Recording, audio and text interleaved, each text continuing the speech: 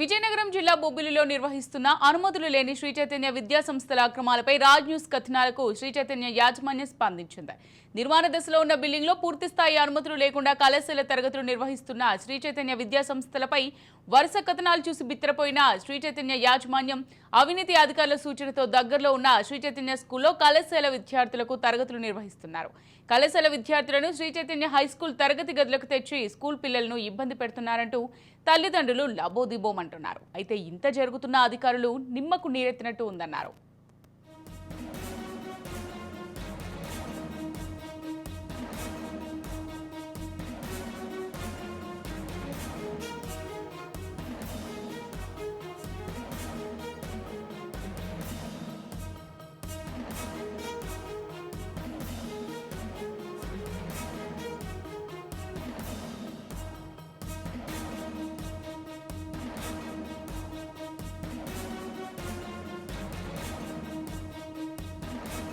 విజయనగరం జిల్లా బొబ్బిలిలో నిర్వహిస్తున్న అనుమతులు లేని శ్రీ చైతన్య విద్యా సంస్థల అక్రమాలపై రాజ్ న్యూస్ కథనాలకు శ్రీ చైతన్య యాజమాన్యం స్పందించింది.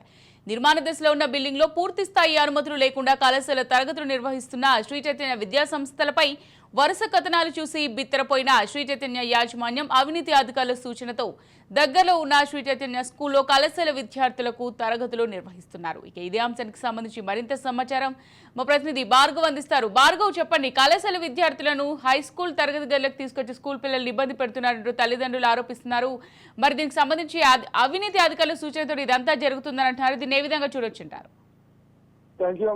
ఏదైతే శ్రీ చైతన్య విద్యా సంస్థలు అనే ఒక పెద్ద విద్యా సంస్థ విజయనగరం జిల్లా బొబ్బిలి నియోజకవర్గంలో కొత్త కళాశాల బ్రాంచ్ కి సంబంధించి ఇప్పటికే ఒక బ్రాంచ్ ప్రారంభించింది. అయితే ఈ బ్రాంచ్ కి సంబంధించి ఎటువంటి అనుమతులు కూడా లేవు. అలాగే నిర్మాణ దశలో ఉన్న అదే అక్కడ ఉన్న బిల్డింగ్ లో పూర్తి స్థాయిలో క్లాసులు అలాగే అడ్మిషన్లు కూడా నిర్వహిస్తున్నారంటే ఇప్పటికే విద్యార్థి సంఘాలు ఆందోళన చేసిన సంగతి మనకు తెలిసిందే. దానికి సంబంధించి రాజ్ న్యూస్ లో వరుస కథనాలకైతే వెంటనే శ్రీ చైతన్య యాజమాన్యం స్పందించి అక్కడున్న విద్యార్థులందరినీ కూడా పూర్తి స్థాయిలో అక్కడ ఎవరు కూడా క్లాసులు నిర్వహించుకున్నా అక్కడ ఉన్న దగ్గరలో ఏదైతే శ్రీ చైతన్య విద్యా సంస్థకు సంబంధించిన పాఠశాల ఏదైతుందో హై స్కూల్ పాఠశాల ఏదైతుందో దగ్గరలోనే అక్కడికి తీసుకొని పోయి వారందరినీ కూడా అక్కడ విద్యార్థులు అక్కడ ఈ కళాశాల విద్యార్థులు పెట్టి తరగతుల గదులు నిర్వహిస్తున్న పరిస్థితి కనబడుతుంది. అయితే దీనికి సంబంధించి ఇప్పటివరకే రాజేష్ కర్లాలను చూసిన వెంటనే అటు అధికారులతో కలిసి కుమ్మకి పర్మిషన్ లేకపోయినా ఎటువంటి నిర్మాణ స్థాయిలో ఉన్న కళాశాలలో ఏదైతే తరగతులు నిర్వహించారో దానికి సంబంధించిన కర్ణాలన్నీ కూడా చూసిన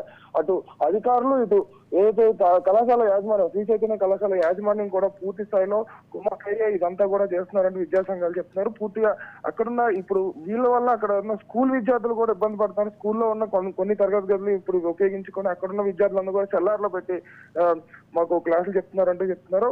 దానికి సంబంధించి అక్కడున్న విద్యార్థి సంఘాలు కూడా ఇప్పటికే అక్కడ స్కూల్ కూడా చేరుకున్నాయి. స్కూల్కి చేరుకొని ఆ విద్యార్థుల్ని ఎక్కడ పెట్టారు, అసలు తరగతి గదుల్లో ఉన్న పాఠశాలలో ఉన్న విద్యార్థులను తీసుకెళ్లి కళాశాల విద్యార్థులకి అక్కడ క్లాసులు చెప్తూ వీళ్ళందరినీ చల్లారులో ఎందుకు పడుతున్నారని అడిగితే వారిని కూడా వెనుదిరిగేలా చేసి అక్కడ నుంచి పూర్తి అనుమతి లేకుండా వారిని అటు ఎస్ఎఫ్ఐ సంఘాలను కూడా ఎదురిస్తున్న పరిస్థితి కనబడుతుంది. అయితే ఏదేమైనప్పటికీ ఇలా చేసి అటు అధికారులు ఏదైతే ప్రభుత్వ అధికారులు ఎవరున్నారు ఆర్ఈఐఓ కావచ్చు లేకపోతే ఇంటర్ బోర్డు కావచ్చు ఎటువంటి కోడ్ అనేది మొట్టమొదటిగా ఖచ్చితంగా ఒక కళాశాల పెట్టేటప్పుడు ఖచ్చితంగా ఒక కళాశాలకు సంబంధించి ఒక కోడ్ ఉండాలి. అది వచ్చిన తర్వాతే అడ్మిషన్లు జరగాలి. అడ్మిషన్లు జరిగిన తర్వాతే దానికంటూ పూర్తి స్థాయి అనుమతులు ఏదైతే ఫీజుకి సంబంధించి కానీ పుస్తకాలకు సంబంధించి కానీ లేదా పాఠ్య పుస్తకాలు కావచ్చు లేదా యూనిఫామ్ సంబంధించి కావచ్చు వాటికి సంబంధించి ఎలా వారు ఏ పర్మిట్లు తీసుకుంటున్నారు ఖచ్చితంగా వాటికి సంబంధించిన అన్ని పర్మిట్లు కూడా పాటిస్తున్నారు లేదా అన్ని కూడా వచ్చి ఆర్ఈఐఓ స్థాయిలో అన్ని కూడా చూసి తర్వాత పర్మిట్లు ఇచ్చిన తర్వాత ఇదంతా జరగాలి.